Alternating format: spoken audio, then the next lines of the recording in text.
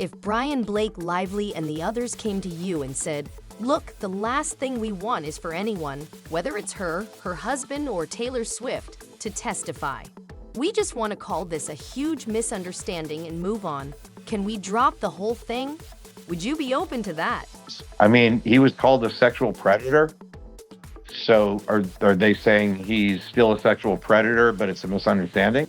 You know, Harvey, when you're in the middle of representing someone in the spotlight like this, and Brian has done it countless times, you need to be vindicated. At the end of the day, no amount of money can truly take you back to square one. To your point, Harvey, while not as many people knew Baldwin as knew Lively, the public has really gone full Amber Heard on her. Lively's situation has shifted dramatically, and while Baldwin could have been labeled a sexual predator, he's been able to avoid that with the stellar work he's done here. It's a tough blow to take, especially when you can't even leave your house. I'm not sure Bry, but I imagine he's got round-the-clock security, and his family's probably had to relocate because of it all. I mean, there's certainly that invasion of privacy that goes on, but I think it's not so much having something to do with me that turned the tide. I mean, the reason to put the information out there is because of who he is. It's the truth.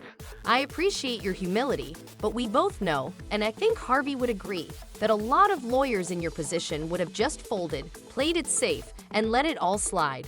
Unfortunately, many would have thought there was no way to stop the tidal wave coming at them. But you didn't do that, you fought back. So Mark and I were discussing this earlier, and it's interesting. What exactly got Ryan Reynolds so involved in this? There's that story about the meeting at their penthouse, where he allegedly confronted Justin and even screamed at him. We were wondering if it was Blake expressing her frustration with what was going on with him, or if there's more to it. People online seem to be speculating that it's almost a love-hate dynamic, with Ryan suddenly stepping in and telling everyone to just stop. I'm not saying that's what happened, but the buzz is out there. So what do you think shifted things to this level, turning it into such a nuclear situation? Well, as we have alleged in our complaint, that this was a takeover of a movie, and whether we find out exactly what the reasons for the takeover were and who was behind the takeover, I think that we're going to find some interesting documents when Discovery starts, and I'm looking forward to Discovery.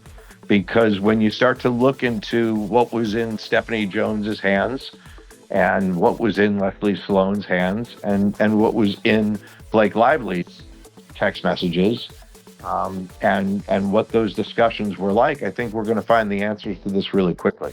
If you were going to depose Blake Lively, Ryan Reynolds, and Taylor Swift, who else would you include? Well, I don't know that we're going to depose Taylor Swift or not. Okay, well, as a lawyer, I know exactly what that means. And that's why I'm thinking, if you take Blake and Ryan out of the equation, just focusing on how they personally feel about it, putting Taylor Swift in the middle of this is a whole different ballgame. I think they'll do everything they can to avoid going to court, because the last thing they want is for their friend, the biggest star in the world, to be sitting on the stand, getting grilled by Brian Fredman. That would be a nightmare for them.